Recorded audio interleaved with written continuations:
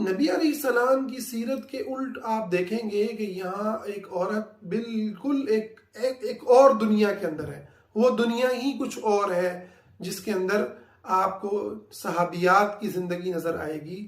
وہاں یہ کوئی بڑا مسئلہ ہی نہیں ہے. وہاں تو بھائی آپ نہیں گزارا ہو رہا، ٹھیک ہے نا، مرد کے ساتھ تو خلا لے لیتی ہیں، ٹھیک ہے نا. مرد کا گزارا نہیں ہو رہا، مرد طلاق دے دیتا ہے، ٹھیک ہے. وہ کہیں اور شادی کر لیتا ہے، وہ کہیں اور شادی کر لیتی ہیں، تو مسئلہ ہی نہیں ہے. جو یہاں سب سے بڑا مسئلہ ہے، یعنی جو زندگی کا سب سے اہم مسئلہ ہے، وہ سیرت النبی میں کوئی مسئلہ ہے ہی نہیں، سرے سے مسئلہ نہیں ہے.